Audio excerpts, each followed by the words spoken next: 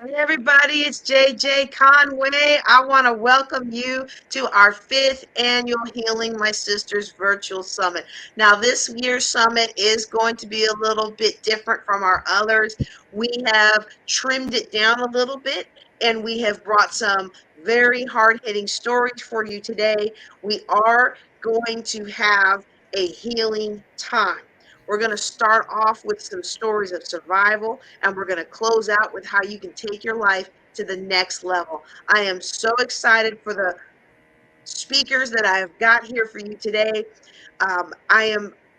You can tell that I've got a lot of emotion. So before I bring our first speaker up, I want to explain a little bit about this conference.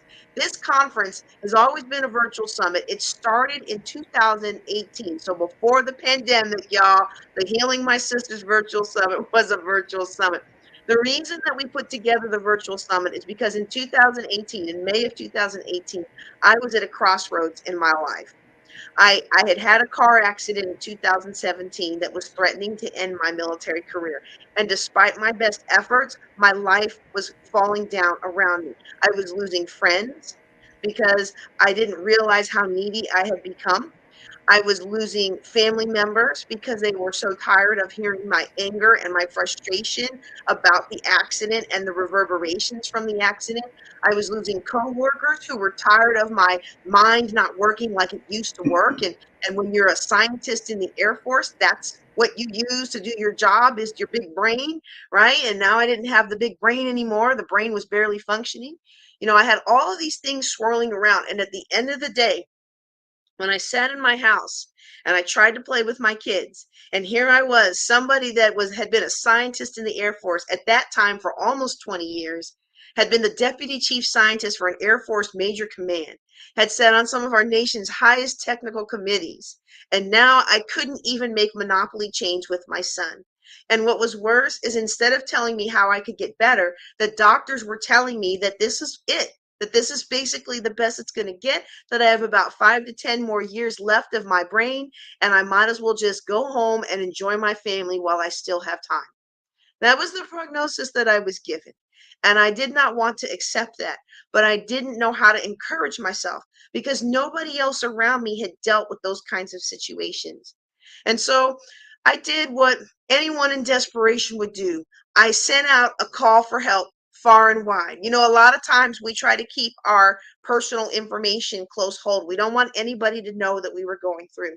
But I knew that everybody could see that I was going through because, like I mentioned earlier, I was losing friends. I was losing connections and respect of my peers at work. Even my family was starting to draw away from me because I was just too much. My grief, my pain, my struggle, my injuries were just too much for everybody to handle. And so I figured everybody knows I'm a mess anyway. Let me throw it out there. And around me came 16 other women who had themselves overcome significant trauma, whether it was trauma of abuse, whether it was trauma of life shattering, altering events, trauma of injury, of becoming disabled in a way they hadn't realized or expected to happen, or some kind of thing that to everybody else would hinder their life. They found a way to overcome it. They told their stories and they shared their stories, and their stories uplifted and encouraged me. And it's almost 5 years away from that accident. And y'all, so many people have no idea that that accident ever happened to me. I run an international company that educates women on how to uplevel their lives by managing money, dumping debt, building wealth, and preparing to leave a legacy. If I didn't tell you that I had the accident, most people wouldn't know. That's the kind of healing that I had in my life. And it started with hearing stories of other people's healing. Today, you're going to hear some stories of healing. You're going to hear some stories of success. You're going to hear some stories of overcoming. You're going to hear some stories of triumph. Now, I do want you to stay tuned, take some notes, and connect with our speakers offline. And before I go, there's two other things I'm going to do. And I don't want to cut too much into our first speaker's time, but there's two things that are very big on my heart. The first one is there's no way I could pack as much healing power into just this morning that I wanted to. So later on in the day, I'm going to give you a link and I'm going to encourage you to go to that link. There's not going to be a charge. We're not going to charge for lifetime access this year. We're going to ask you to take an investment of your time instead of your money. And I'm going to ask you to go and watch the other stories that we're not able to broadcast today. They're so powerful and they're so amazing. And I will be broadcasting them over the next couple of weeks.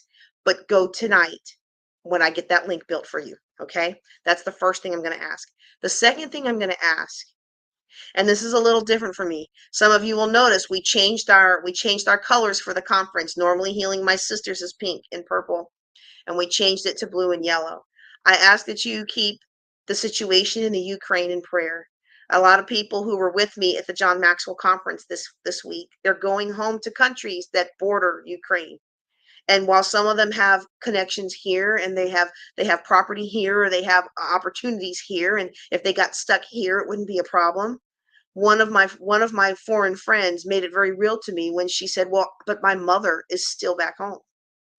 I'd ask that you keep them in prayer. And another thing that we're going to do later on today is I'm going to share a donation link that you can use to help contribute to relief for refugees that are coming from the Ukraine. I'm still going to work those details out while our first speaker is going, but I want to encourage you to at least sit in prayer. Prayer doesn't cost anything but your time and your faith. And I don't know about you, but sometimes when we're at the end of our rope, all we have left is time and faith. Let's lift up those who are struggling. Let's lift up those who are hurting. Let's lift up those who are in fear for their lives, in fear for their freedom. And with that, I'm going to bring to the stage our first speaker. Her name is Lenora Lenny Yancey. Hello, Miss Lenora. I'm so happy to have you on today. Can you hear me all right? I can hear you just fine, Miss JJ. Thank you. Y'all, let me tell you something about Miss Lenora. This lady is phenomenal. She has written a book called Broken Wings, A Vault of Memories Unleashed. It was published last year, 2021. She is a domestic violence survivor and advocate. She is a certified transition coach. She is an influencer, speaker, and certified voice talent. This is how I got my start, y'all. She worked in human services for 43 years until retiring in 2020 amidst the pandemic. And she's taken this pandemic by storm and is now helping other women recover their lives. Lenora, I want to welcome you to the stage. Thank you so much for being here this morning. Well, thank you very much for the invitation. Yes, glad to be here. The floor is yours. Okay, well, since you put it that way, Miss JJ. Okay, first of all, I want to apologize for the darkness. This is the brightest room in my apartment. So as you heard, my name is Lenore Lenny Yancey, and yes, I am a strong advocate for domestic violence. I am a former victim, survivor, and I want to talk about that a little bit today. And I'm also going to give you some information so everyone knows someone, whether it's a family member, a church member, or something. So if you would be so kind and have a piece of paper and an ink pen or pencil available, because I'm going to give you some numbers and some information at the end. So let's get this party started. So let me tell you a little bit more about me and my situation.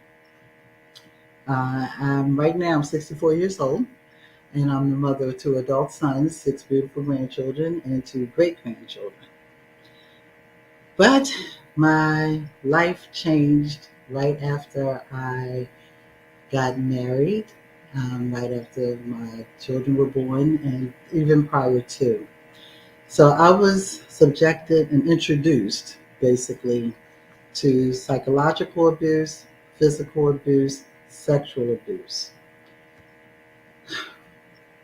The only thing that did not come across was financial. It was hard because I came from a good background, a beautiful family. My parents never argued, except for one time because it's something that I did.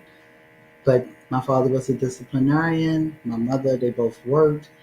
And so I grew up during the time, anyone that's on this thread right now that's over 60 will understand that I grew up in the time in the height of the racial war.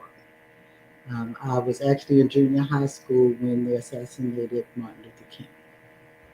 So that's a little bit more about me. So let's talk about domestic violence. I picked the topic of silence by abuse on purpose because with the pandemic, and since the pandemic hit, that forced many of us, maybe some of you or many of you, to have to work from home. People don't always know who is living with their abuser. The abuser is like that snake in the grass. It's very cordial and friendly when they're around you and your friends and your colleagues. But then when you get home, it's something totally different. I experienced that in several cases, in several situations. And it beats you down. It takes you lose your self esteem. You don't know who you are. You jump at the sound of everything, a horn on a car or anything. You're just a total nervous wreck. And it's hard to live in that life with someone that you profess to love, and that person that also professes to love you. So my abuse started, like I said, when I was in my teenage years. It lasted for about 2 years. I was able to actually get away from it, but not for long, because my abuser also stalked me, because they didn't like the idea that I laughed. And I had to think about my children and my lifestyle. So over time, I'm going to do a shift right now from domestic violence to intimate partner violence. The only difference is the intimate partner piece is usually not your husband. It's a boyfriend or someone that you met while you were out, your eyes met, you wanted to get to know each other, and one of the first things you do is have intercourse or a romantic or intimate relationship with this person, and you don't know anything about him or her. And then all of a sudden you're being called names and you're being told what to do, what to wear. That's intimate partner. It runs on the same program and wavelength as domestic violence. The other thing that I want to give credit to or credence to is self destruction. In my book, as JJ mentioned, I wrote a book called Broken Wings, Vault of Memories Unleashed. That was on purpose because, and to ride on JJ's coattail, I never told anybody. I never said anything. My life went on as normal to some people. My two best friends growing up had no idea what was going on. I don't know if I was just ashamed or scared, probably a little bit of both. But what ended up happening is the effect that no one talks about, and it's called self destruction. Having been in that situation, I ended up doing crazy things, really, really crazy things. Um, if you're old enough to remember, long before Facebook and MySpace and other social media came up, we had things called chat lines. And for the men, or for the women, it was free. For the men, they had to pay every time they got a call. And so I actually started doing that. I actually started being on those chat lines and fulfilling sexual fantasies with people who I had no idea who they were. And I'm gonna step out on this one. I've never talked about this one. I I think it's part of my book. I don't remember. But I actually was so hung up in this life of promiscuity because I had been taught how to just be sexual with men. And I got so caught up in that life, I performed the fantasy one night with a gentleman who just basically said to me, I'm going to give you my address. And when you get here, you'll see a set of steps that lead down to a basement door. The door will be open. When you come in, you'll just see like a candle lit. So it'll be like a candle light. And I didn't think twice about it. I didn't think about the fact that I could die that night and didn't know what was going on. I just did what I was told. So I go in, I I'm told to take my clothes off. I'm told to get in this bed. And then, of course, I'll let you use your imagination from that point on. And then when he was done with me, basically, in a very harsh way, I was told, I was called the B word, and I was told to get the F out of his house. But there was one caveat there. As I was exiting, I was told to touch the edge of the nightstand that was near the door. When I did that, I said, well, I'm thinking, why does it feel like money? And it was. So I get outside, I get in my vehicle, I look what's in my hand, and it's $250. Now, most women would have taken that and said, okay, if this is how I'm going to make money, I can survive, I'll do it. This is how the high price hookers and prostitutes get into their business because they're doing it for school children or whatever. I looked at that money and I just felt like a cheap, unclean person. And I ended up crying all the way home. So I'm telling you these stories because there's someone out there who has probably done that before, doing it now. It's not pretty. That lifestyle threw me into um, a realm of self destruction. I didn't care who I was having sex with. I didn't care if I knew their name. I didn't even ask for money. If they gave me money, then that was fine. But I lost my self respect. I lost who I knew I was. And I was raised in a great family. Um, but I was destroying myself. I didn't like myself. I was smoking cigarettes. I started smoking cigarettes at the age of 12. I was smoking cigarettes, but then it also spiraled out of control. I started smoking marijuana on a daily basis. And when the marijuana wasn't enough, I started coating it with cocaine. And then I started heavy drinking and hanging out in the clubs and just being out there. You know, if I had thought about it then, thinking I'm having fun the whole time, I was desperately destroying myself in my life. And again, never said a word. Never said a word. Every time people saw me, I was smiling. I was happy. I was cracking jokes. I never said a word. No one knew. What brought on the book was Tarana Burke. When she started the hashtag Me Too movement, that changed the lives of many people. My sons at that time, um, they didn't really know my story. And I finally had to tell them my story because they didn't understand how I understood why these women now were coming out. It took one person, just one, to say what happened. And then here it is 20 years later and 30 years later, and women are coming out of the woodwork. So I had been asked about going to counseling. And I was like, why? You know, because you're not doing this, you're all over the place, you're a hot mess. So I do. I go and I see a therapist. And one of the first questions she asked me was, how was my relationship with my father? And I took offense to that because I was a daddy's girl and I loved my daddy. So when she started asking questions, has he ever touched you or inappropriately, I was like, you know what, this is not for me. And then I got turned on to or introduced to life coaching, which took a whole different approach. And the person that I met, who is now Dr. Kiki Ramsey, I told her that I wanted to do that.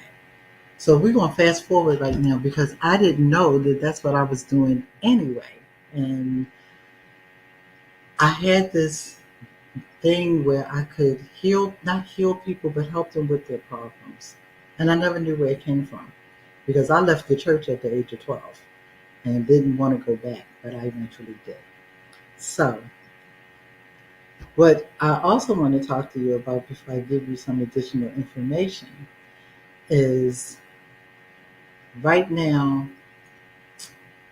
the silence about abuse is mainly because victims are quarantined or have been quarantined with their abusers, They don't know how to get out of it. If they make an attempt to leave, to go out the house, they're going to get stopped, or they're going to be asked where you going, or the abuser, whichever one it is, male or female, is always going to want to go with you.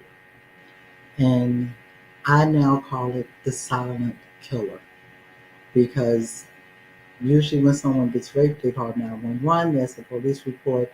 I'm pretty sure right now that the police officers do not have an accurate number of women who may be being abused right now, or have been abused since the onset of the pandemic. So now you know a little bit more about me. Yes, I'm sane. I'm crazy as a bed bug, but I'm sane. Um, I want to give some information about how to survive domestic violence, the things that you can do. Any entrepreneurs or DV advocates that are listening right now, you already know where a lot of this is coming from. So I'm originally born and raised in Maryland. About 5.5 months ago, relocated to Lynchburg, Virginia. Virginia, wanted to start a new life, write the sequel to my book, finish my certification. 2 out of 3 is not bad. I did write the sequel and I did get my certification. As JJ said, I've been in human services for 43 years. Of those 43 years, I got to work as a lead crisis worker with victims of domestic violence. I also got to work very closely as a lead outreach worker and work with the homeless.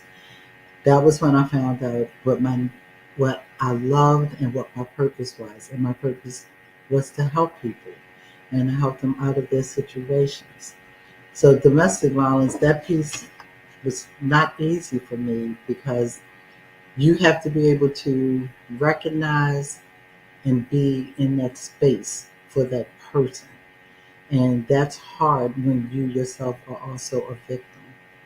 But what I had to learn how to do was continue to just be that strong advocate and person that loves to help.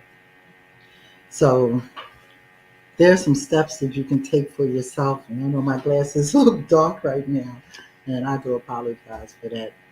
Okay, and I just lost my feed. What just happened here? Okay, here we go. Sorry. So there's some steps that you can take if you don't already have an idea. But I would tell the victims that I work with, if you have children and if you don't have children, pack a bag full of toiletries, underwear, change your clothes. Put it in a safe place or give it to a friend or to a relative. And then that you and make sure you have additional money. Talk to a neighbor. Make sure you have your identification, but put the bag where no one can see it or where you can get to it. If your abuser is always in the house but never goes to the garage, or doesn't like the neighbor but won't go over there, give it to the neighbor. Because once you get out the house, your life is going to be in that bag, and that bag is going to save your life. Because you're going to have clothes and money in it. You're going to have your photo identification and social security card. You're going to have, if you have a house or a deed to a house, or if you found a new apartment, you're going to have that information. You're also going to have your ATM card and or credit card and your medical insurance. You're going to have any pictures that were taken of the abuse that show anything that ever happened to you, a copy of your pay stub, and an extra set of car keys. Then you're also going to have medication for yourself and for your children. Because what you're going to end up doing is, when it comes to abuse, after a while, even the person that's being abused has had enough. And that's what happened to me. I had enough. And one of the excerpts out of my first book tells you that I went to a church on March the 3rd. And I had been out of church since I was 12 years old, and now I'm in my 50s, I think. And I went to this church, and I don't remember the sermon. But what I do recall is, when everything was over, I wanted to quit smoking. So I had gone to a smoking cessation program, and I had smoked a cigarette on my way to church, and I had one cigarette left. So I ran out of the church, ran across the street to my car because I wanted that cigarette. And I got in the car. I never closed the door on the driver's side. I lit the cigarette, and all of a sudden, I just threw up. That was the beginning of my healing because what happened on that same day in March, I not only gave up cigarettes, I gave up marijuana, I gave up strong alcohol. I still have an occasional glass of wine, okay? And I gave up, what I gave up, cigarettes, alcohol, marijuana, and hard liquor. And hard liquor for me was scotch. I gave it all up. So sitting here today, I am proud to tell you that I am 22 years free from all of that. The one thing that you have to have in a situation like this, no matter if it's minimal or over the top or all the time, you have to find your faith. You have to find out where your faith is. When I left that church, I ended up going back to church because I felt the need to be reminded of who God was and what He could do. So I ended up joining another church, and I actually got rededicated. And this was my third time being rededicated. I was going to do whatever it was going to take for me to get myself together. Let me back up for a second. Going back to Tarana Burke, the reason I brought that up is because she was the reason, one, that I wrote the book, two, that I started telling my story. I've been telling my story since 2014. I did it at a recovery center with two other women. I even did it at my church for the scripture Luke 8, the woman with the issue of blood. I will talk to anybody that wants to listen. But right now, if you have a pen and pencil, paper and pen or pencil, I'm going to give you some phone numbers because I want you to be able to help yourself, help the people that you know that are in these situations. And when you help them, just be their friend. Just be that rock in that ear for them. Just listen. You don't even have to comment. Just listen because it's hard. It is really, really hard. So, if those of you who are in Maryland, there's the Dove program at Northwest Hospital in Randallstown, and their phone number is 410-496-7555. There's also the House of Ruth in Baltimore, which is also a shelter and a program for victims of domestic violence. Their 24-hour hotline number is 410-889-7884.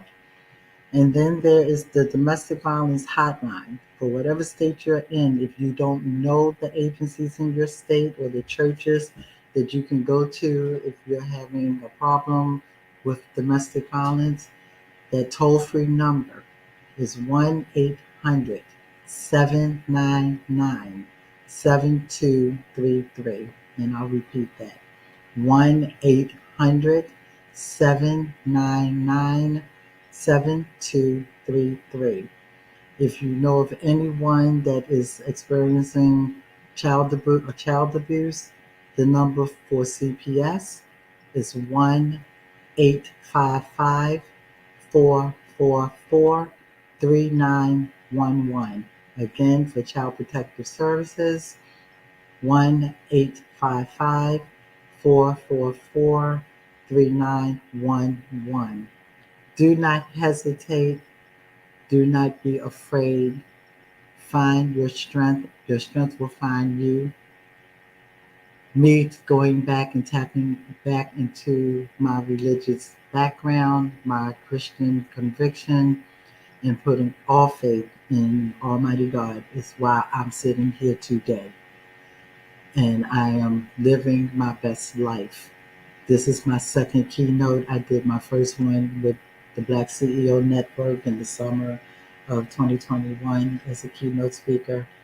Right now, everything that I've always wanted to do, God is opening doors. So you can survive this. You will survive this. I know you can. I know you will. If you follow the steps and if you reach out and get all the information that you need, you too will be able to step into your purpose and do the things that you always wanted to do. Don't let something as ugly and as mean as domestic violence, if you're going through it, do whatever you can to get out of it, but do it safely, because more people die from domestic violence or domestic abuse. I got introduced to it at an early age from people that I knew and loved, and it's not safe. But love yourself. You have to love yourself in order to get to that space where you want to be. I hope this has helped several people. I hope that I'm not selling anything, but JJ is going to kill me. The book is available on Amazon.com. Um, and the second book will probably be coming out in about 6 or 7 months. But what I like to leave with you is at the end of this segment in this program, if you would like to talk to me because you're still not certain, I'll be happy to give you a 20-minute free consultation to see if you would be a good fit. And feel free to call me at 443-657-3156. Again, that's 443-657-3156. My name is Lenora Lenny Nancy. You can call me Lenny. Give me a call if I don't answer right away. That is my business line. My coaching program is called Victory is Yours Too. And the tagline to that is Women Speak Your Peace. And that's PEACE. So if you would like to talk to me, get some information, see if you would be a good fit, I encourage you to make that phone call. But always keep in mind, I said this in the beginning, if you're in that situation, call 911 and tell them that you're being abused. Because if you do not tell them, you'll get anybody off the force. You don't want that. You want the officers who have been specifically trained in domestic violence. So that's all I have for you right now. I think that's a lot and enough. And I want to thank you for listening. And like I said, give me a call, 443-657-3156. Hi, Miss JJ. Hey, before you go, and I try not to. Everybody knows the story coming home from deployment, household stuff thrown out. I end up with $800,000 in debt. My ex goes to date college kids, and I go learn how to be a single military mom. A lot of people know that story. That's my public persona story. But there's a lot of things that people don't know in the background of my story. And one of those is getting out of that marriage and realizing when I went to counseling or to seek assistance from helping agencies, finding out how abusive and how far the relationship had degraded. And I didn't see it when I was in there. I didn't see it, especially because on my job I was still a fast burner. I was still doing great things at work. I didn't see it until I was able to talk to somebody else about it, and all these things came up. And I remember the first time that somebody spoke into my life and said, "Well, how did you live like that?" And I was like, "Well, it was just normal. It had just become normal." And so what I'd like to ask before you go Mm-hmm. is if you could maybe bring it up to somebody who may have been like me, like if you're seeing this in your life, then you may be in a domestic violence situation. Because if you'd asked me if I was in a domestic violence situation, I would have said, no, I'm safe, sanctified, and full of the Holy Ghost. I'm a major in the United States Air Force, and I'm doing all right. You know what I mean? And Yes. yet when I look back at it and I see the things that happened, and I'm not going to divulge all those things live because I do still pray for my ex-husband. I hope that, all of it, he will get right with God and go back to the ministry and all that stuff. And so I already say enough. But could you kind of go into some of the things, like if somebody's watching today and they're like, well, I don't need to get a bag together and I don't need to start building a support network. I don't need to do any of those things and I'm okay. it's not him, it's me. I'm the one. If I just was good enough, if I could just be better, then I could get my friend back and not this monster. I just wonder if there's a few things that you could say that people would say, oh wow, that's happening in my life. Maybe I should look into this a little more. That is a good question, and I'm glad you asked because I was the same way. I didn't see it. I didn't see it. When the physical piece is why people think of domestic violence, but domestic violence is also the name calling, um, telling you what to do, giving you instruction. Yes, the Bible and other spiritual practices says that the wife is supposed to be submissive to the husband, but the husband is not supposed to be submissive to you in the way that he wants you to be submissive to him. So now he's telling you what you're going to do. When those things start happening, those are the things that start to break our spirits down. Because then we think something's wrong with us, and it's not. It's the way, it's the tone. You have to listen to the tone. You have to listen to the message. You have to listen to everything that they're saying. And then you have to ask yourself, that's not, I'm not doing that. And that's not who I am. But then you have to be able to own it. That's the hard part.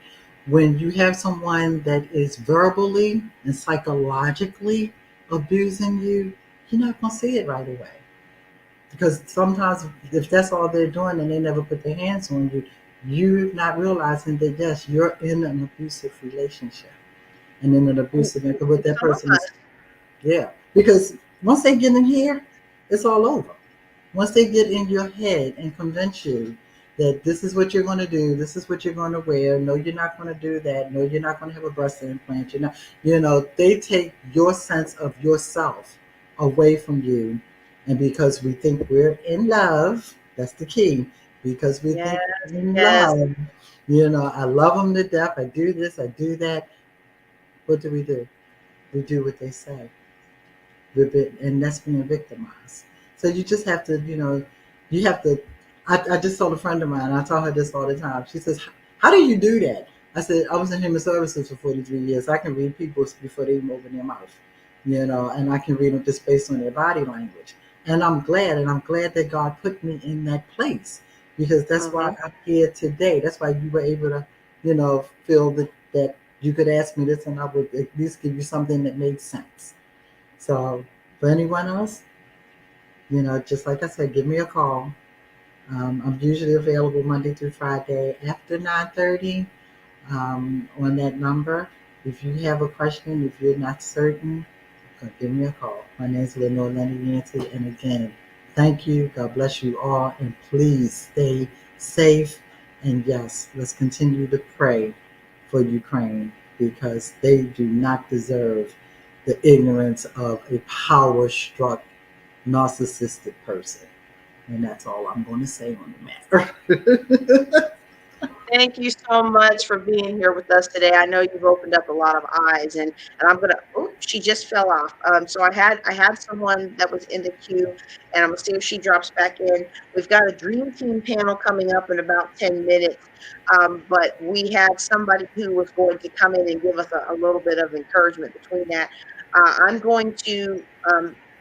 Miss Lenora, I'm going to leave you in the queue while I see if she comes back. But let me go ahead and do that for now.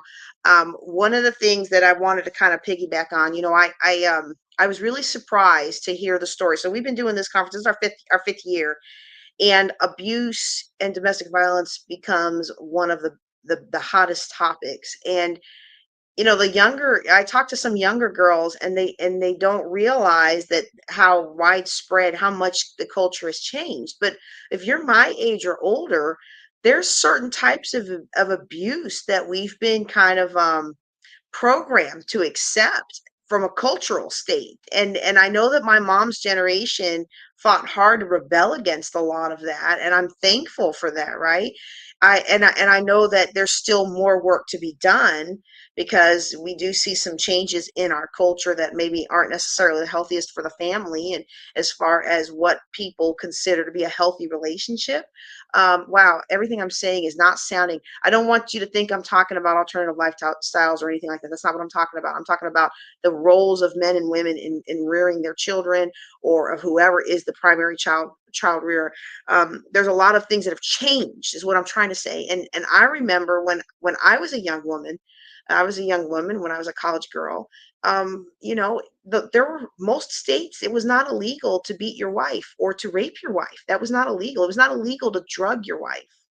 And so, if you are my generation or older watching today, I would encourage you, if any of these things that Miss Lenora has talked about or that I'm talking about has really hit a chord, I encourage you to really reach out to someone you can trust, and talk about these things and begin the process of healing. And so, I don't see that speaker coming back, and so we're going to try to get her back in. But what I'm going to do is I'm going to share with you something that was sent to us by Rosalind Henderson, and I'm pulling it up while we talk. And one of the things that we want in this conference, okay, because I'm a financial planner. Okay, I'm a financial planner. I'm not a counselor. I am a pastor. Well, I was a pastor and I will be again a pastor. I'm in transition right now. But I'm not a licensed therapist or counselor or grief or trauma expert. But I do see the impact on finances. And it's still a very real statistic today in this world that women make less than men, and women of color make even less than that. And so I think the last stat that I heard, and again, if you see me looking off camera, it's because I'm trying to pull up Rosalind's talk here.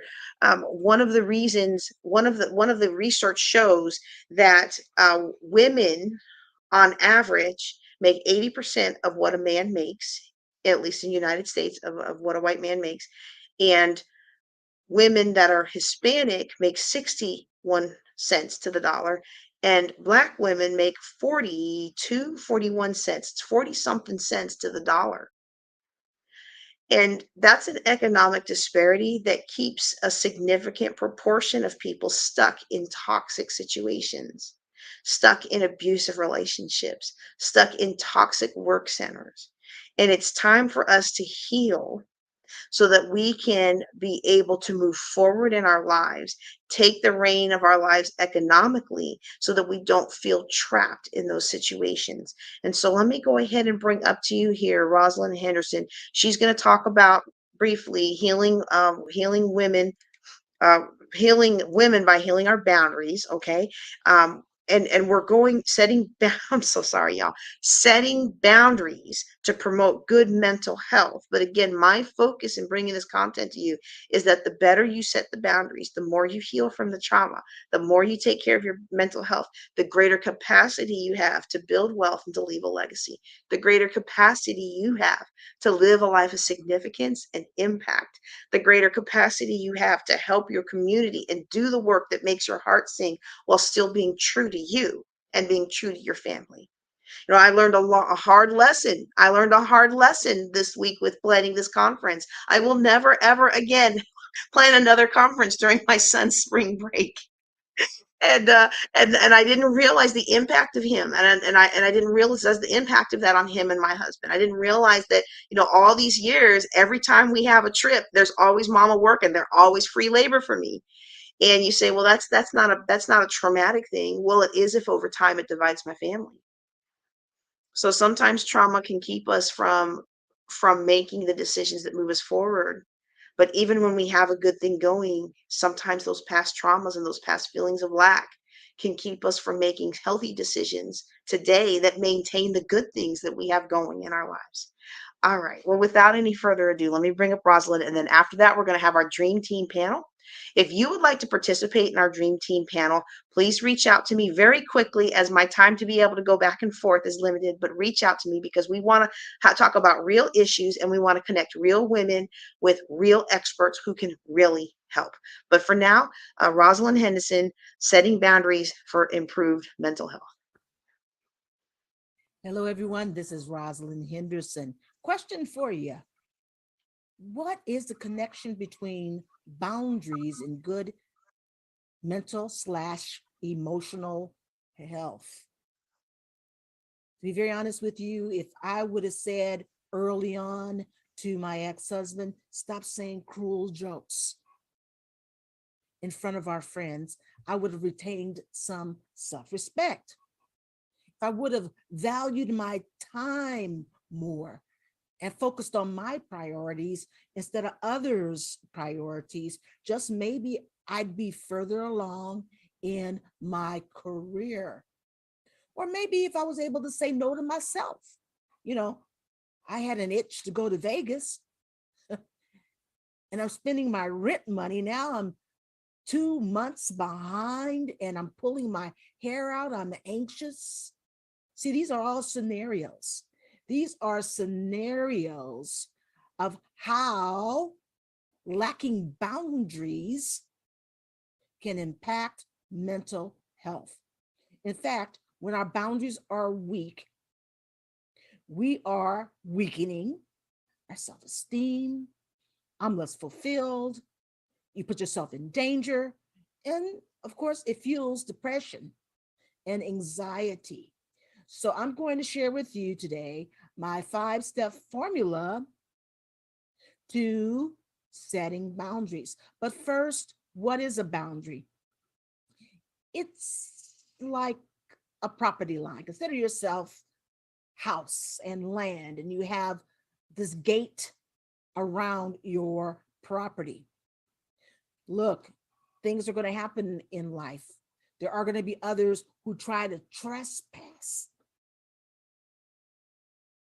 and they may do it in a lot of different ways. Maybe there's someone in your life who's always saying, hey, can I borrow $50? Or someone who's chronically late, or that person who is emotionally or physically abusive and they don't carry their weight. We can go on. There's a person who's a liar. We can go on and on. There are different ways in which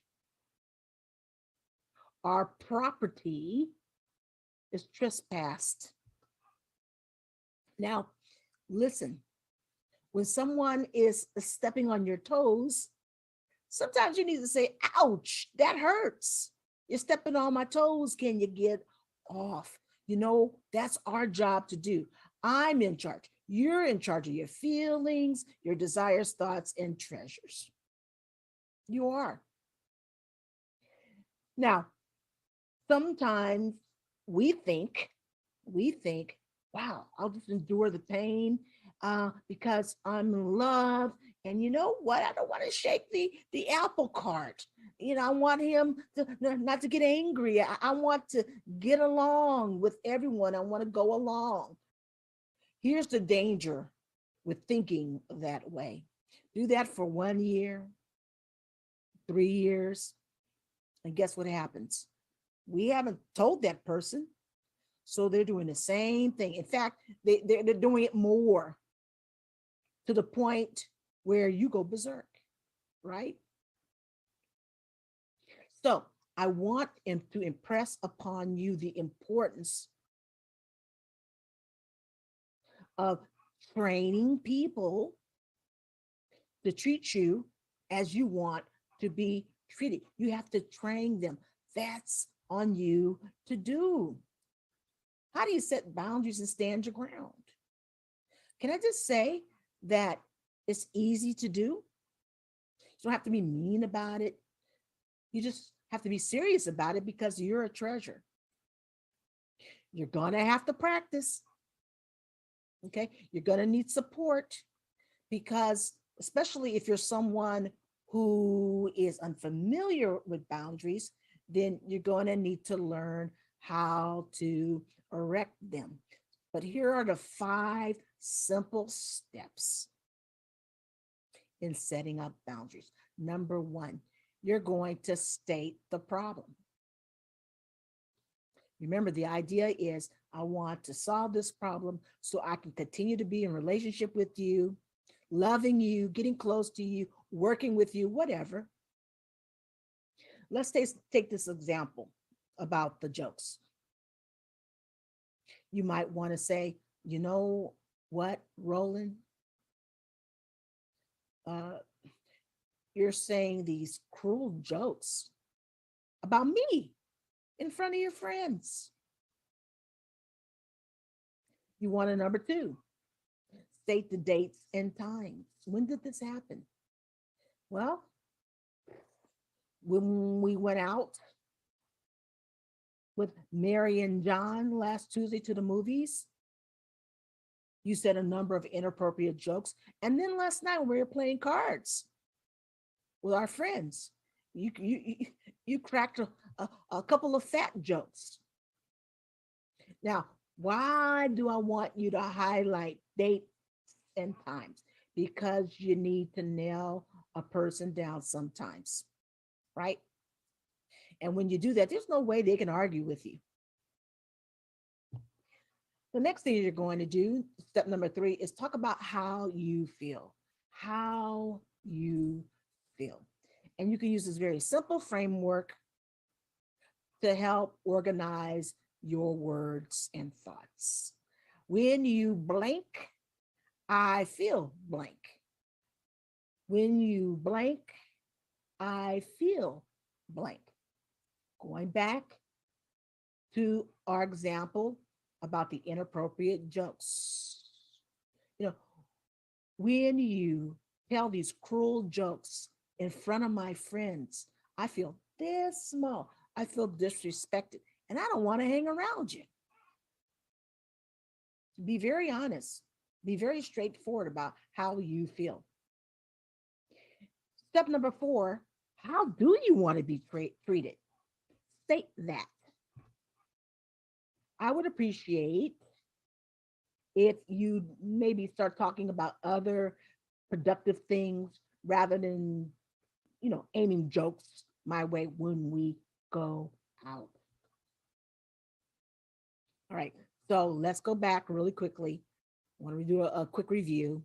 First thing you're going to do is state the problem.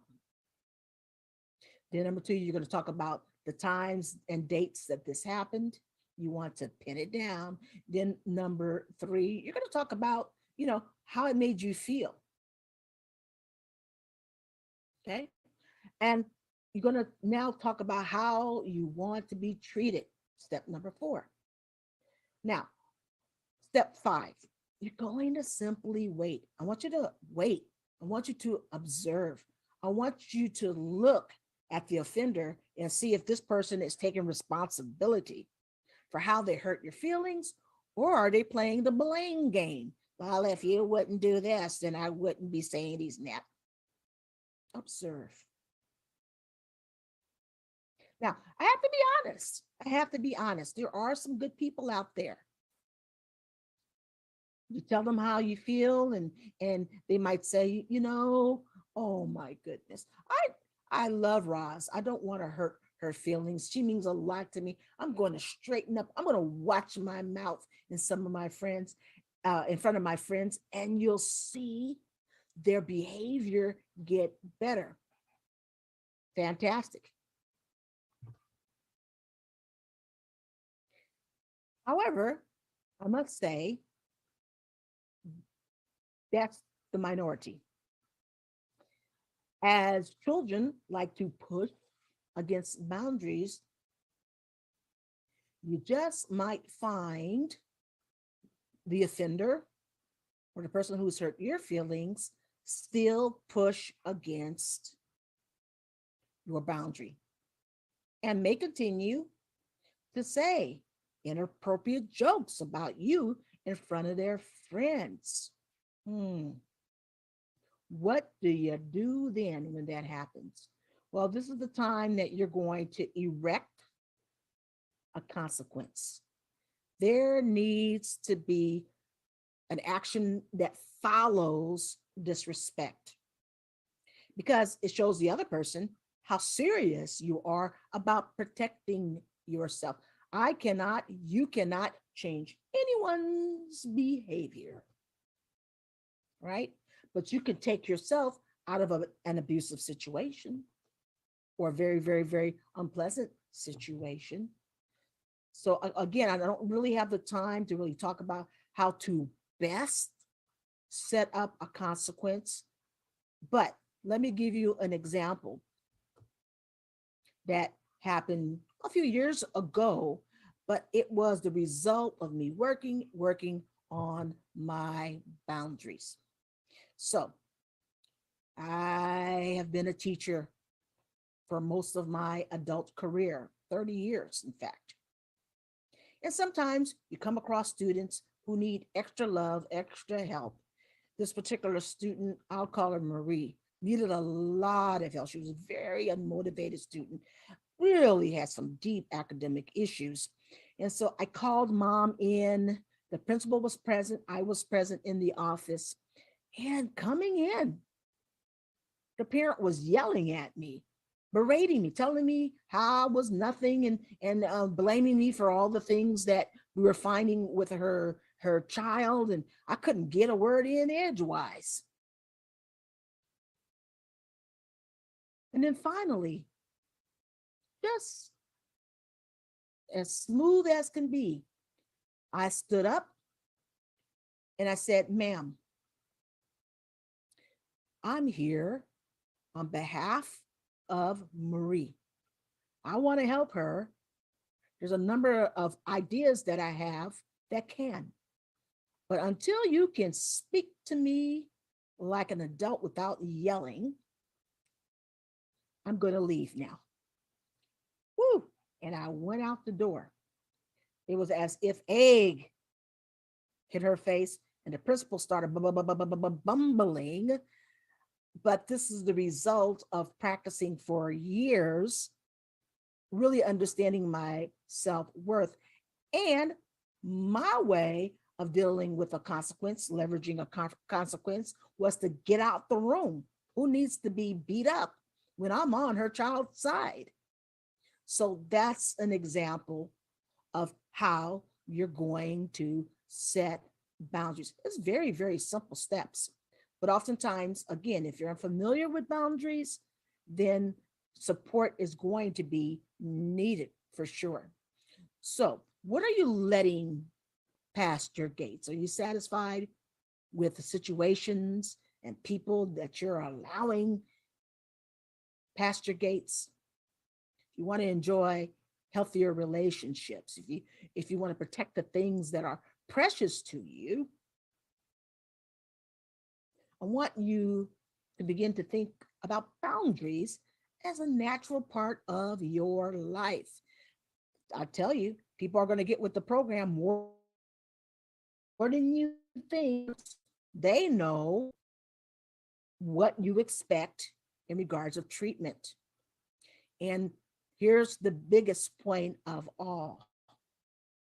When you set boundaries regularly, even you setting boundaries with yourself, what happens is that you're less depressed. There's more joy and a sense of fulfillment. You build this inner strength that gets you through whatever in life, and you begin to develop greater self-respect. You are worth setting boundaries for. Say it. Say, I am worth setting boundaries for. One more time.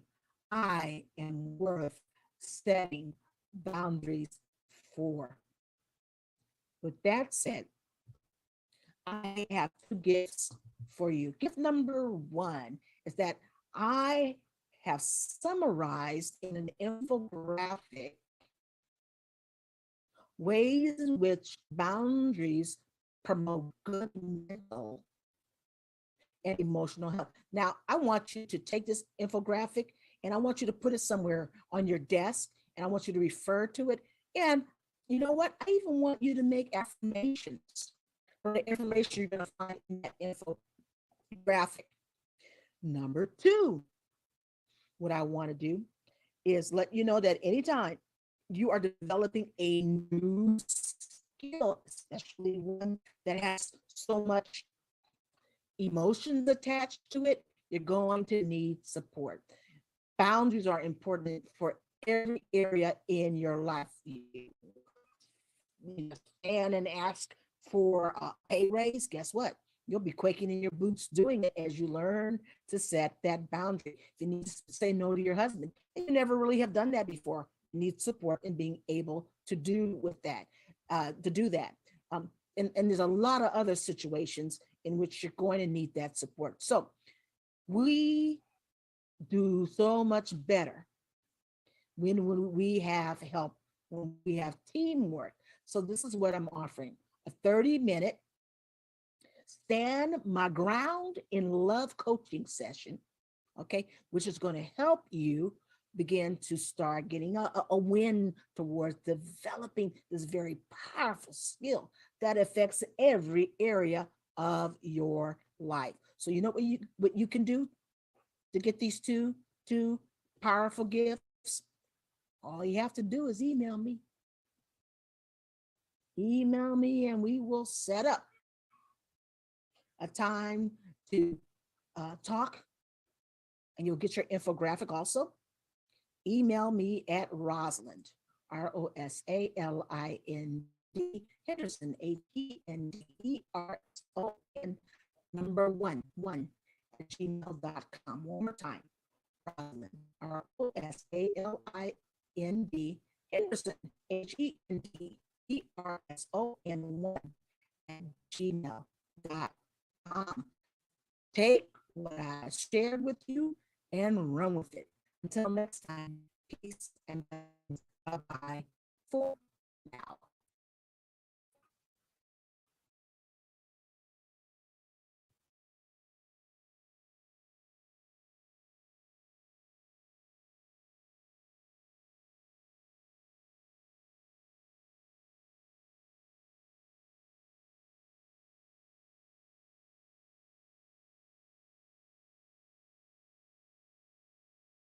Setting boundaries for. So, there we go. I am worth setting boundaries for. It didn't give me the user picture there on Facebook. So if you're joining us on Facebook, please be sure to make sure add your name, give StreamYard permission to see your name, so that way when it shows up here on the recording, it'll show your picture and your profile, and people can connect with you. All right, but we are worth setting boundaries for, and it takes a village. And speaking of taking a village, when it comes to healing and moving forward in our lives. Today, we've got what we've called our Dream Team panel. Now, we're going to have some wonderful individuals. I'll bring them up to the stage. I want to explain first what we mean by the Dream Team panel. In order to move forward in our lives, to erase the impact of trauma, or to even see the blind spots, it takes having someone else speaking into your life. But some of us, we don't even know who we can trust. Some of us don't have people around us that we can just say we know that they've got our best interest at heart.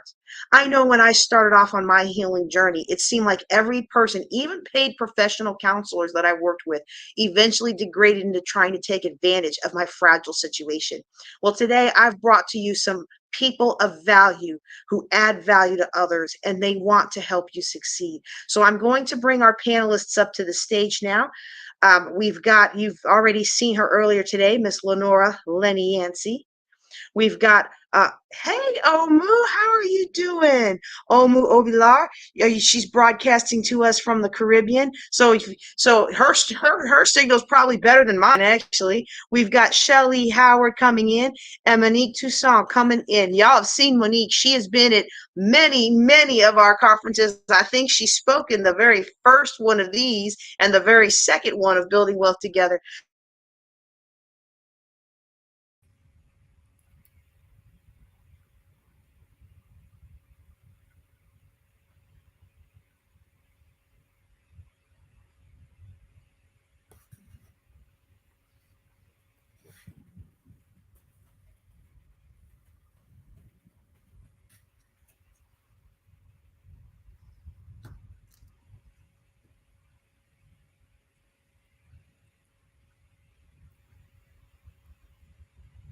JJ, we're so excited to be here. If you can hear us, we can't hear you, but we know you have wonderful things to share with us today. And so if you can hear me, we can't hear you. I'm sure she'll come back on. All right. So while we're live, why don't we just introduce ourselves to the panelists? I mean, to the audience. So I think she was just on me. So JJ and I have been rocking for the last 7 years when she had her first building Walk Together live conference in the DC area before she moved. And so we've been together virtually in person, and I'm excited to be here today to join you ladies. Okay, so hi, my name is Lenore Lenny Yancey. Right now I live in Lynchburg, Virginia, but I'm relocating back to where I was born and raised, which is Baltimore, Maryland. And if you were on earlier, I'm a little bit of everything. And I'm happy to be here. I met JJ after I did Success Fest 21. But I am a strong advocate for domestic violence. I'm a victim and a survivor. Um, and trying to get women to understand that going through that also requires you to take care of yourself because self-destruction is real. And I'm an author. My book is Brooklyn Wings of Baltimore Beats Unleashed. So nice to see all you ladies. Nice to see you. Omu or Shelly, any preference? Is Okay, that right? My name is Omu Bilo. I actually live in Lagos, Nigeria, and I'm a founding member of the John Maxwell team. I met JJ virtually a few years ago, but we got closer during lockdown because we belonged to the same coaching platform. So I'm a speaker, trainer, and a coach. I'm very passionate about living your best life, really. Awesome. And is that saying this right, Shelly? Yes, it is. Thank you so much. My name is Shelly Howard, and I am the founder and CEO of College Ready. We help students across the globe get into their best match college and do it and graduate debt free. So I am so happy to join you, ladies. This is an exciting time, and thank you so much for having me. Great. And I forgot to introduce myself. So I said I knew JJ, but if you're not familiar with me, my name is Monique Toussaint. I am the president of Monumental Business Solutions, where I partner with executives and aspiring executives to create action plans that lead to career and leadership development success. Okay, we see you, JJ. And so today's topic is about the dream team. So from what I hear, we have domestic violence, we have financial wealth. Omu, I think I missed. I know you're a coach and speaker. So we're thinking through how do we want to be healed, right? So the premise for today's conversation is how do we help our sisters heal? And we have an international panel, yay us, from our way of being international, from our varied backgrounds. Someone's volume. Why don't we talk about what do we think it means to be healing from our different perspectives? So let's just take about a quick 30 to 60-second pitch to our sisters. We're here for you. We're here to help you heal holistically. Why don't we all just talk about what does true healing look like for our sisters based on our specific backgrounds? And anyone could feel free to take that. Well, okay, this is Lenore. Well, Lenny, I don't know which name I'll use today. If I had to answer that question on the spot, I would say that we need to love ourselves a whole lot more. And we have to respect ourselves a whole lot more and stop listening to what other people think and say about us. You know, we have to find our true inner self. And I'm not a religion, well, I'm not going to say I'm a religion, not a religious person, but I think everyone should have that spiritual grounding invested in themselves so they can continue to move on and do the things they want to do. That sounds great. Anyone else want to jump in and take this question? Go on, Shelly. I don't want to interrupt. So I like to talk to families about having that tough conversation with their child about, return on investment. College is a wonderful opportunity. Knowledge is incredible. It opens up many doors. But to what respect? A lot of people will pick a college or university based on a name, ultimately ending them in a ton of college debt, which is going to make their launch into adulthood very difficult. So when I talk to people, it's thinking about the return on investment of college, not just picking a college based on a football team. Okay. And then from my perspective, I talk to women about we talked about pushing your pain into passion. Like, I'm a passion pusher. My job is to encourage you to do what you want to do so that you feel healthy, so you feel empowered, so you feel like you are your authentic self, and you are listening to yourself, listening to your desires, and listening to what's within to help you to pursue your passion. Because once you know what you want to do, I'm here to help you get that. And so I think that as we're talking holistically about, it sounds like mental health, financial health, emotional health, there's a combination of why we are the dream team and why we are here to heal our sisters. And so, just off the top of my head, just thinking about, now that we talk about what that looks like, what are some tangible things that our sisters can do to feel not stressed out about student loan debt for their children or themselves, not feel stressed out about being abused in the home, or not feeling like their authentic stuff? Does anyone have a few tips that they want to share, like 2 or 3 tips for this is how you feel healthy and whole and healed in this lens? So personally, I am quite passionate. I never used to be passionate about women, but lately I've been quite passionate about women, and I tried to work backwards to find out how we got to where we were. And a lot of us, somewhere along the line, either from childhood or bad relationships or bad marriage, different at different stages in our lives, we tend to lose ourselves, lose our authenticity, lose who we are, and then we don't even know what our values are. And as soon as you don't know what your values are, then you're not living a life of purpose. And everything and anything is what you're attracting to your life. And you really and truly can be happy. And you've left yourself open to be used, to be abused, to be unhappy. You have absolutely no control of your life. So I usually say that for women in particular, but everyone really, take a step back from whatever the reasons are. It's happened. Be selfish for a second and look after yourself. And the first way would be to, first of all, ask yourself, what exactly do I want? And what exactly are my values? Some of these questions no one else can answer but you. And then you start with that to begin to recognize what aligns with you. I think that's beautiful. Just knowing what you want, what aligns with my values. And that helps you to think about financial health, helps you to think about your mental and emotional health. And it allows you, I think, I don't know who was before me talking about your boundaries, right? So if you know what you want, you also know what you don't want. And even if you don't fully know what you want, you know what you're not willing to accept, right? And that comes from loving yourself. And so, Lenora, I think you talk about loving yourself and knowing yourself as well. Are there any tangible tips you want to share here? Well, what I ended up doing was, okay, like I said, I've been married 4 times. And my first husband, who is also the father of my children and the grandfather of my grandchildren, was my abuser. And I found out, it took me a long time to realize that I was looking for love in all the wrong places.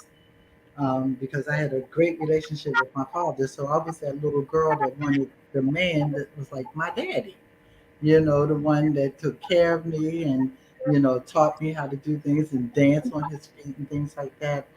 Um, what I ended up having to do was, like I said, I had to get the toxicity out of my system.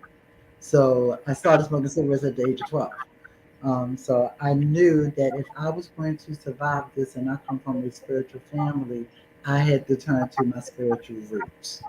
And once I did that, everything, like I said, God just took over from there. Because technically, I shouldn't even be here right now. And that's why I'm so proud and happy to say 22 years in that lifestyle. I'm 22 years away from it. And now God is opening all the doors that I could only imagine. So you have to dig deep within yourself. And like the young lady said, you got to figure out who you are, because you can't be somebody for somebody else if you don't know who you are. And once That's you figure, yeah, once you figure that out, this is what I want, this is what I want to do, this is how I want to live, then you stand on it and you don't let anybody, no friends, no family, change your mind. You do what you have to do. That's why when people say to me, when I made this move, oh, you didn't do this, you did. I said, excuse me, y'all know I research everything. Okay. I don't do anything unless I research it. So, they're like, well, why are you coming back now? I said, because I did what I came down here to do. I came down here to write the sequel to my book, and I came down here to finish my certification. I got them both. Now I can go back to Baltimore. I never said this was permanent. I just said that I want to go to Virginia, and that's what I did.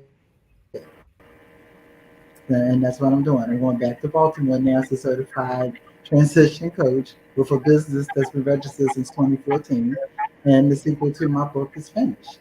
So my work here is done, and God opened up those doors for that to happen. So you just have, I think everyone needs to have, I think we all need to have a belief system that we trust and honor and obey. If we're not going to do anything else, at least obey the higher power, because we can't do this alone. We can't do this alone. As far as domestic violence, real quickly, the one thing that I am also going to recommend is that if you're in that situation, tell somebody. Please tell somebody that you trust. Tell somebody that you love. Give them your information. When I worked in that field, I used to tell the victims, um, do all of you have children? So do you remember Barney, the big purple dinosaur that I couldn't stand? But the victims, the adult victims that I would work with, if they had children, I would say, okay, what's your children's favorite cartoon? Barney. I would say, okay, but of course. So since her husband was the abuser, when he would come home, he would be intoxicated or he would be high. I said, so now tell your kids when daddy pulls up, don't call him daddy, call him Barney.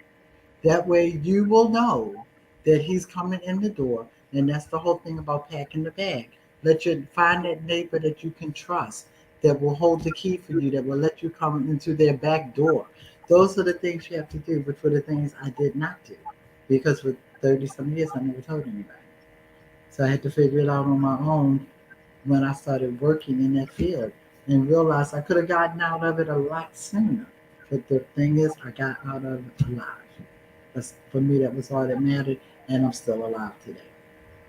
And that's such a beautiful testimony. Thank you for sharing that with us. I think a huge part of us being transparent today is to help you heal, right? So we're going to talk through our experiences, share tips that you, our sisters, like today is about you feeling healed. And had Lenora not experienced that, she couldn't provide those tips so that she can be her authentic self. And a huge part of what we're talking about today, sorry for echo. What we're talking about today is figuring out who you are, what your values are, what you want to establish for yourself, who you want to trust, and figuring out who you want to be. Because if you're not healthy, whole, healed, like it's a struggle. You can't make responsible decisions about your personal health, your financial health, your spiritual health. All of these things are a huge part of who you are and who you show up in this space. And you want to make sure that that you and the decisions that you make reflect who you authentically are. And so, Shelly, do you want to add anything to that conversation about how to be empowered financially?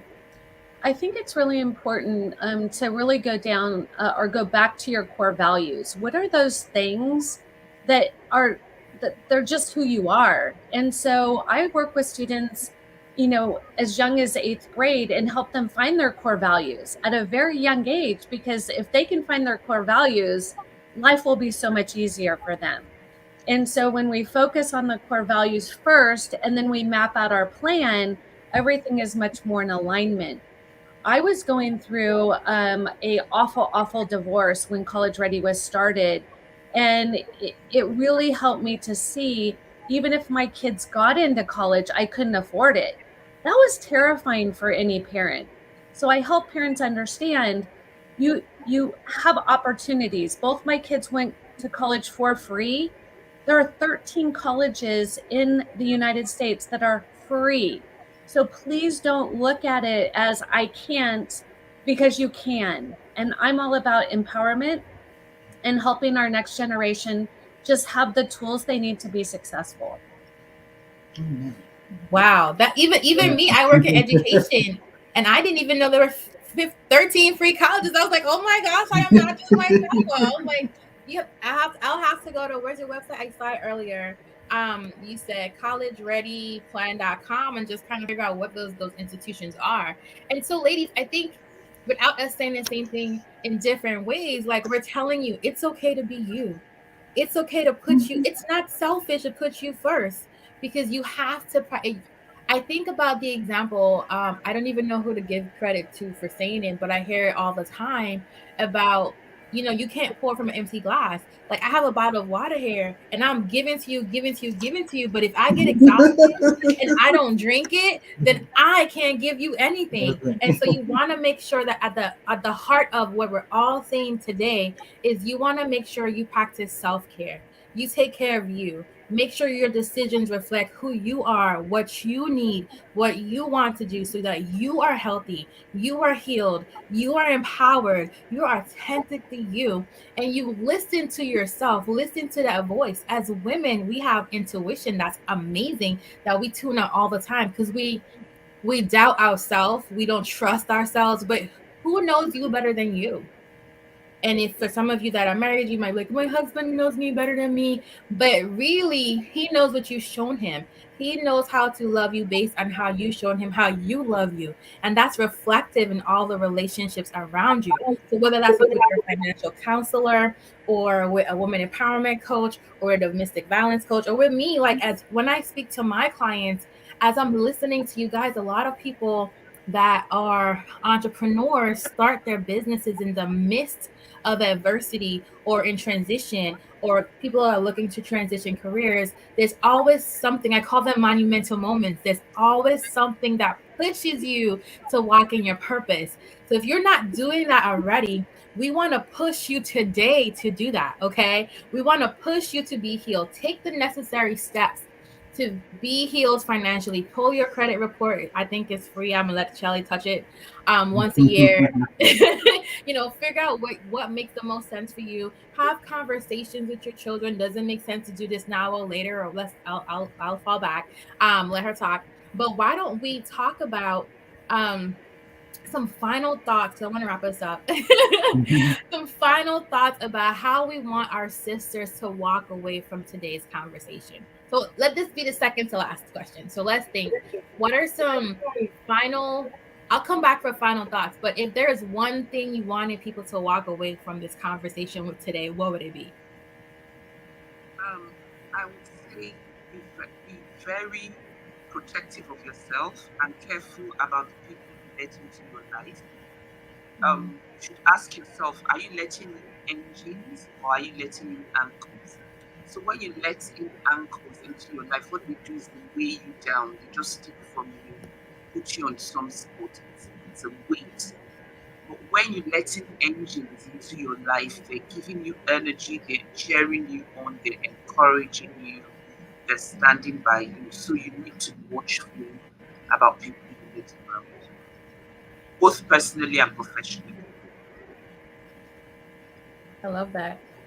So protect your energies. I think I heard you say, protect your energy. Be careful about who's in your circle. Protect your peace, right? Part of self-care, protect your peace. Let in the engine and not the anchor. One more time for me. Let in the engines and not the anchor. Okay. The anchors will hold you down. The anchor. Perfect. Got you. Let in the engines and let out, and not the anchor. Anchor. So don't let things hold you down, right? You want to be prepared to be propelled in the water as you're going in your destination. Lenora or Shelly, any thoughts? One thing you want them to walk away with from today? Well, I'm going to co-sign on, is it Omu? I'm going to co-sign on what she said. I think as women, we have a tendency from the time of growing up with our best friends and everybody else and aunts and uncles to take what they say as the law. Okay, especially, you still got a grandmother or older uncle. In my day, we did it. Okay, we're not in your day. We're in a whole new century. So I realized as women,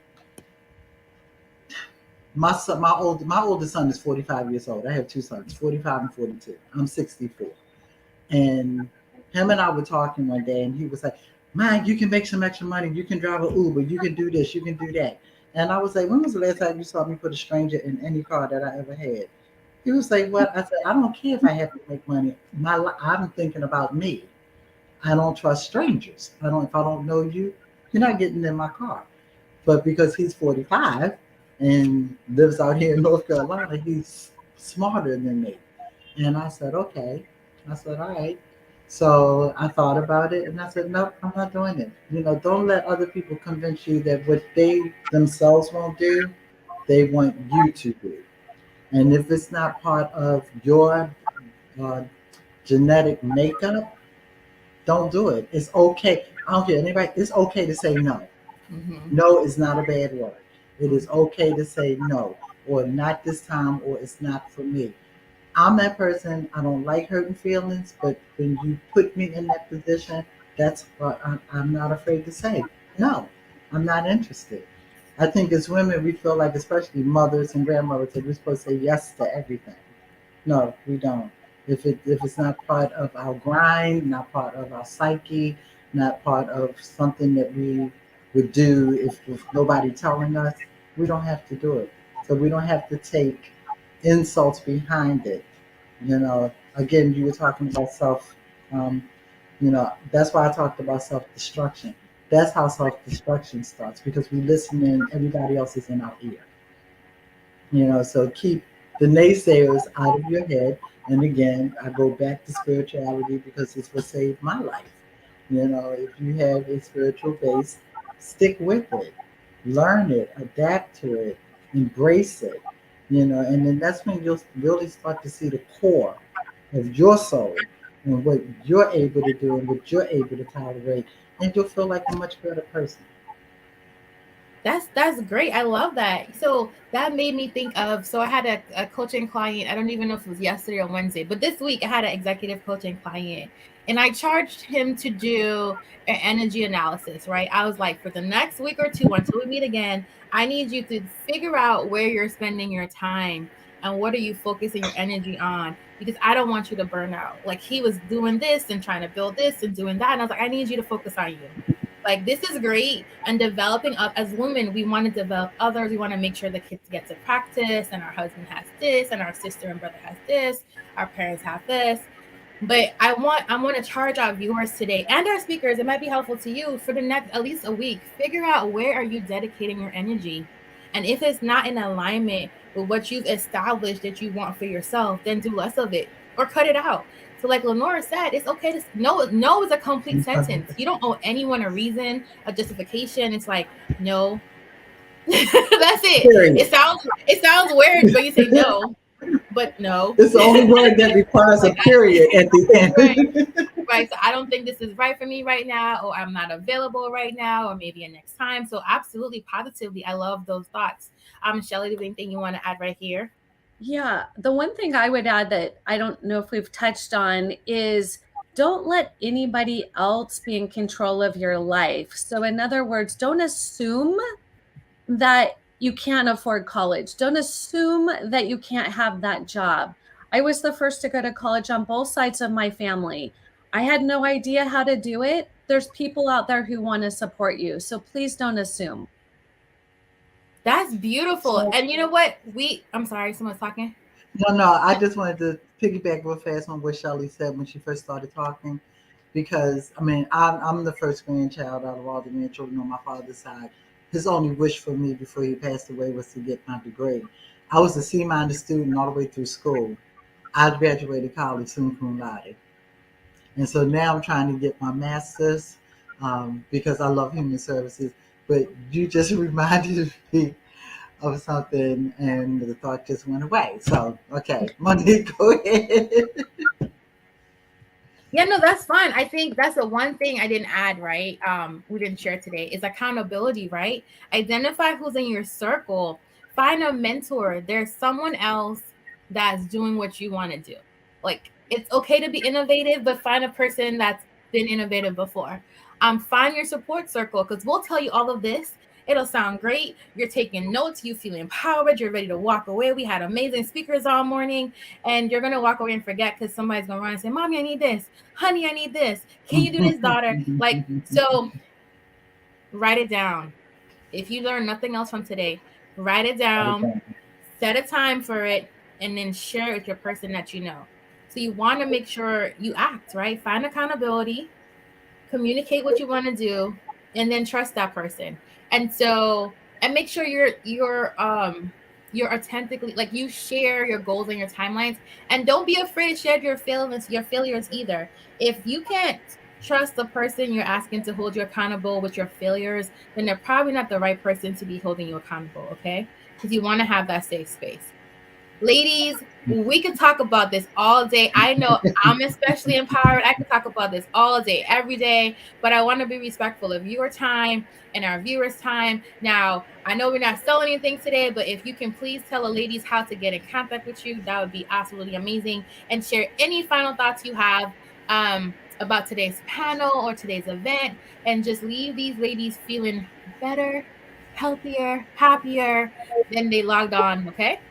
So feel free, anyone can jump in to close us out. Okay, well, if I can I jump in first because I need to walk away for a minute. No, you're going to walk away, we're going to hang up. So go ahead and jump in. Okay, so again, Lenore Lenny Yancey. This has been what I've been waiting for. You know, it's prayers answered. I always wanted to be a keynote speaker. I got to do it twice. In October, I got to really talk during domestic violence and promote my book and my life. And there, I hope that women can see being transparent is not just the information you're giving people, it's also freeing you. It frees you. It takes a lot of weight off of your heart and your chest when you do that. So I have enjoyed this because I'm always learning. I'm never going to stop learning. I'm always listening and I'm always learning. And you never know who's going through what, when, where, or why. And then you hear their story. So don't be afraid to be transparent because people are going to dismiss you either way. Whether you tell them a great story, a bad story, a story about rape, a story, anything, people are still going to judge you. You have to have that tough skin and say, this is my story. I own it. And that's it. Again, another period. Beautiful. Anyone else want to close this out? Final thoughts before we get out? Sorry. You both took a breath at the same time. I was like, maybe I should call names, but the panel is open now. So next time. It's always Shirley and I. Okay, so my last word would be keeping your flame, working your flame and not in your wax. And what do I mean by that? When you're working with your flame, you're doing what you love to do, you're maximizing your potential, you're happier, you're full of energy. When you're working with your wax, you're not happy, you're just waxing, no energy.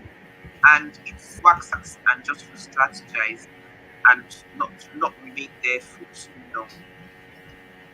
That's my parting word. Shirley, there's a message in here. There's someone who's asking you a question. You might want to look at it, or do you want me to read it to you? Can you read it for us, please? I'm sorry, I have not been paying attention to Facebook, so there are questions. Let's ask them.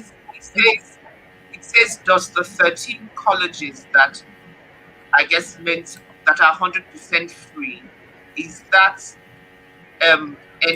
indefinitely, maybe indefinitely, maybe that's okay, or is it a funded program that would run out? No, there's 13 colleges. You have to do work and your tuition is free. You don't just show up and do nothing and get free tuition. But yes, it's indefinitely you must show up and work and they cover your tuition. So it's really your time for their education. I will share, I have a best-selling book, How to Send Your Student to College Without Losing Your Mind or Your Money. I'm offering it free to the people who are listening. Just go to book.collegereadyplan.com, and it tells you the 13 colleges in my book. So if you're truly interested in free, they're in there, and I'm giving it to you for free. So please feel empowered, go get it, and be unstoppable. Beautiful, beautiful. I wanted to I got on the Facebook to make sure there weren't any questions there, since I had neglected my newly acquired moderated duties. So I want to thank you, ladies. It has been an absolute pleasure. For me, my final thoughts is to find your purpose in the midst of your chaos, right? Yeah. Everything that's happening in your life is happening for a reason. And if you're Christian or whatever your affiliation is with a higher being, I like to say there are no wasted experiences with God. And if you need help navigating that purpose, that passion, especially as it pertains to your career leadership journey, that's where I come in. I believe in empowering women. That's my heart. My target clients are women. Empowering women to pursue their passion. And so if you are a professional in transition, an aspiring executive, or a current executive looking to branch out or to grow or to develop, that's where I come in. Again, Monique Toussaint, Monumental Business Solutions. If you have an idea, we have a plan. So you can find me on Instagram or Facebook at Think Monumental. Also on YouTube, I could drop the link in the chat. And I have a free gift. I'll come in the Facebook chat and drop it for you. It's monumentalbusiness.com/gift. Monumentalbusiness.com/gift. And JJ's back just in time to close us out, because I was like, JJ knows the way on YouTube, on Instagram. So thank you, JJ. And ladies, it's been wonderful. JJ, I'll toss it back to you. Beautiful, by the way. Can you hear us, JJ? We can see you. Can you hear us? We can't hear you. We can see you, but we can't hear you. Okay. You're muted. Okay. I sure hope you guys can hear me, because I've been listening on Facebook while trying to fix my system. And y'all are amazing. Oh, I hope you guys can hear me. Yes, Yes, we can hear we can. you. We can hear you. Oh, no. Okay. Well, I know a couple ladies have to jump off. Lenora, we don't want to hold you. We're going to wait for JJ to come on and say her closing goodbyes. If she does not come back on, I do want to implore the audience. JJ puts on a lot of really amazing conferences. Today's not typical of, technology is never always our friend. And so please, if you see anything else that comes out by JJ Conway, please sign up. She has a heart for women, has a heart for people. She's on Instagram and YouTube at JJ Knows the Way. Like it sounds, letter J, knows, KNOWS, the way. So it's been amazing, ladies. Please be sure to follow JJ on social media. If you're on Facebook, she has a Building Wealth Together Facebook group. It's been a pleasure. I hope you're all walking away healthy, happier, empowered, and healed. Have a great day, ladies. Thank you. Take care. Bye. Bye.